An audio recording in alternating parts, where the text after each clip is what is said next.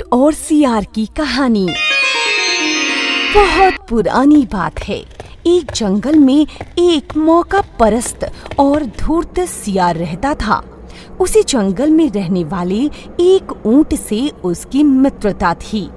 दोनों रोज नदी किनारे मिलते और ढेर सारी बातें किया करते थे। दोनों दोस्त घंटों नदी के पास बैठकर अपना सुख दुख बांटते थे। कहो मित्र, कैसे हो? अभी तो अच्छा हूँ, पर तुम बताओ कि तुम कैसे हो? मैं भी ठीक हूँ मित्र। बातों ही बातों में समय कैसे कट जाता उन्हें पता ही नहीं चलता। सियार अपनी प्रवृत्ति के अनुसार चालाक और धूर्त था, लेकिन ऊंट सीधा सादा और समझदार था। यूं ही दिन गुजर रहे थे। एक दिन सियार को एक कौवे ने बताया, अरे सियार, क्या तुम जानते हो कि नदी पार स्थित खेत में लगे तरबूज पक चुके हैं? अच्छा, सच में? मीठे रसदार तरबूज के बारे में सोचकर ही उसके मुंह में पानी आ गया और वह नदी पार कर जाने की तरकीब सोचने लगा। लेकिन उसके लिए नदी पार कर पाना संभव नहीं था। कितनी बड़ी नदी है, मैं कैसे नदी पार करूंगा? मुझे तो तैरना भी नहीं आता। लेकिन तरबूज खाना भी तो जरूरी है। वह तरबूजों का लालच अपने मन से निकाल नहीं पा रहा था। अंत में उसे अपने मित्र ऊंट की याद आई। अरे याद आया, मेरा दोस्त ऊंट भी तो है। चलकर मैं उससे सहायता मांगता हूँ। और वह तुरंत उससे मिलने चल पड़ा। जब वह ऊंट के पास पहुँचा तो उसका स्वागत करते हुए ऊंट बोला, आओ मित्र आओ, कहो आज दोपहर को ही कैसे आ गए? हम तो शाम को नदी किनारे मिलने वाले थे। मित्र, मैं तुम्हें नदी पार के खेत में लगे तरबूज के बारे में बताने आया हूँ। क्या बताने आए हो? मुझे पता लगा है कि वहाँ के सारे तरबूज पक गए हैं। अच्छा? और मैं जानता हूँ कि तुझे तरबूज काफी पसंद है। हाँ हाँ, बहुत पसंद है। ऐसे मीठे तरबूज खाकर तुम जरूर खुश होगे। और तुम्हारी खुशी में ही मेरी खुशी है। पता चलने पर मैं कैसे तुम्हें बताने नहीं आता। बस इसीलिए दौड़ा चलाया। ऊंट को भी तरबूज का स्वाद पसंद था। वह बोला, धन्यवाद मित्र, मुझे बताने के लिए। मैं अभी वहाँ जाने की तैयारी करता हूँ। मैंने बहुत समय से तरबूज नहीं खाए हैं। ऊंट जल्दी जल्दी नदी पार करके खेत जाने की तैयारी करने लगा। यह देख सियार बोला, मित्र, मुझे भी तरबूज पसंद है। मैं भी तरबूज खाना चाहता हूँ, लेकिन क्या करूँ? मैं तैर नहीं सकता ना। खैर, कोई बात नहीं। तुमने तरबूज खाए तो मैं समझ लूंगा कि मैंने भी खा लिया। कैसी बात करते हो मित्र? क्या मैं तुम्हें यहाँ छोड़कर जा सकता हूँ? अरे मैं तुम्हें अपनी पीठ पर लादकर नदी पार के खेत में ले चलूंगा और हम दोनों मजे से तरबूज का स्वाद लेंगे, ठीक है? ऊंट ने कहा तो सियार खुश हो गया। ऊंट ने सियार को अपनी पीठ पर बिठाकर नदी पार करने लगा। अरे वाह ऊंट भाई, तुम नदी को कितनी आसानी से पार कर रहे हो। वाह, मजा आ गया। हाँ हाँ सियार भाई, शरीर बड़ा होने का कुछ न कुछ फायदा तो उठाना ही चाहिए ना।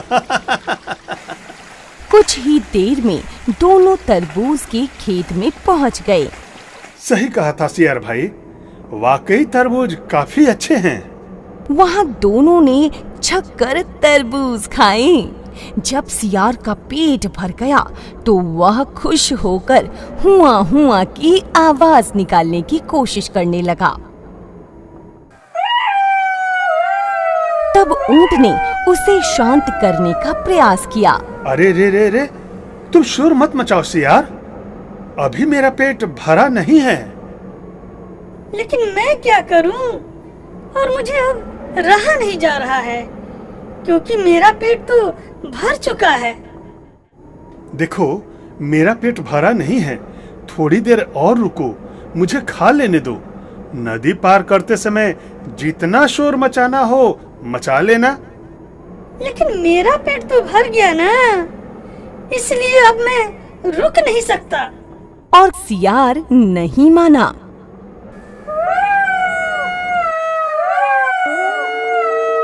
सियार की आवाज खेत के कुछ दूरी पर रहने वाले किसान के कानों में पड़ गई।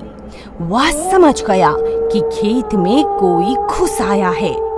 हाथ में लाठी लेकर वह खेत की तरफ दौड़ा। अरे अरे कौन है मेरे खेत में? अभी आ रहा हूँ। दूर से किसान को देखकर सियार पहले ही भागकर एक पेड़ के पीछे छुप गया था, लेकिन अपने विशाल शरीर के कारण ऊंट के लिए कहीं छिपना संभव नहीं था, इसीलिए वह वहीं खड़ा रह गया। अपने खेत में ऊंट को देखकर किसान आग बबूला हो गया। अरे इस ऊंट ने तो मेरा सारा खेत बर्बाद कर दिया, अभी बताता हूँ इसे। और किसान ने लाठी से पीटना शुरू कर दिया और पीटते पीटते खेत से बाहर खदेड़ दिया।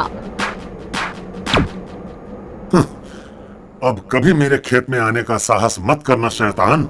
ऐसी जबरदस्त धुनाई के बाद बेचारा ऊंट दर्द से कराहते हुए खेत के बाहर खड़ा था।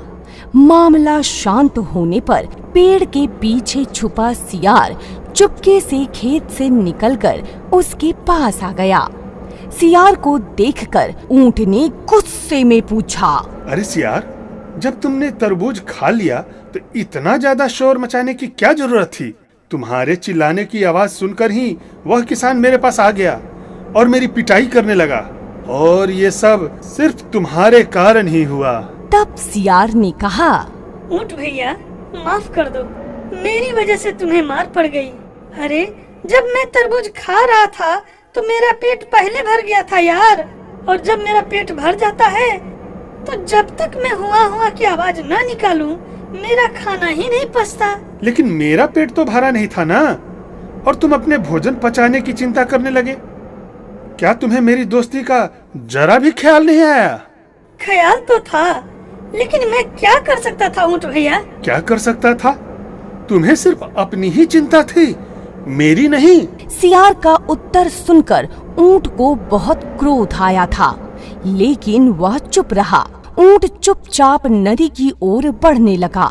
पीछे से सियार भी नदी के पास पहुंच गया और ऊंट की पीठ पर बैठ गया। मार खाने के बाद भी ऊंट ने सियार को अपनी पीठ पर बैठा लिया, लेकिन ऊंट मार पड़ने से बहुत दुखी था, जबकि सियार मन ही मन खुश हो रहा था। ऊंट को मार खाता देख मुझे बड़ी शांति मिली। अरे कभी कभी ऐसे दिन भी देखने चाहिए। मैं तो बच गया ना मार खाने से।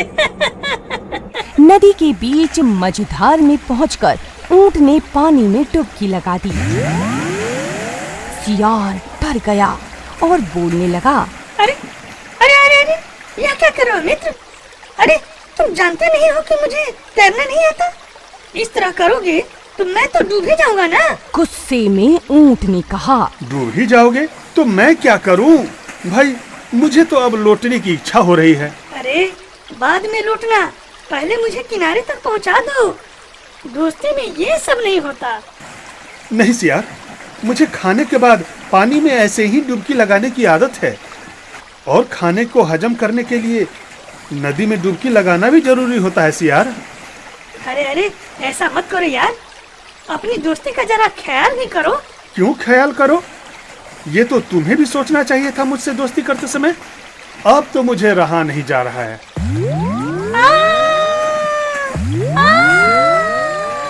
अब सियार को समझ आ गया कि ऊंट उसके किए का बदला ले रहा है, लेकिन अब बहुत देर हो चुकी थी, क्योंकि ऊंट पहले भी सियार से कई बार धोखा खा चुका था। तुम दोस्ती के लायक नहीं हो सियार, इसलिए अब नहीं रुक सकता। और कुछ ही देर में ऊंट सियार को सबक सिखाने के लिए बीच नदी में बैठ गया।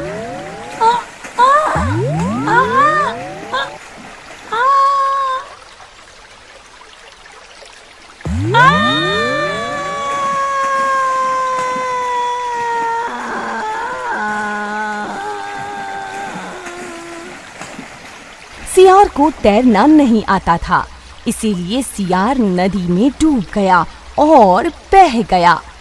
फिर ऊंट ने बहुत आसानी से नदी को पार कर लिया।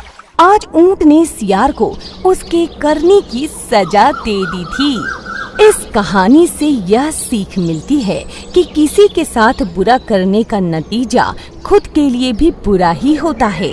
जो बोओगे वही काटोगे, यानी आप दूसरों के साथ जैसा व्यवहार करेंगे, वे भी आपके साथ वैसा ही व्यवहार करेंगे। साथ ही यह कहानी सिखाती है कि अगर कोई सिर्फ आपका फायदा उठाता है और तकलीफ में आपका साथ नहीं देता, तो बहुत अच्छा बने रहने का कोई फायदा नहीं है। जैसे को तैसा की नीति अपनानी चाहिए और स्वार्थी व धूर्तों को उनके किए का सबक सिखाना ही चाहिए।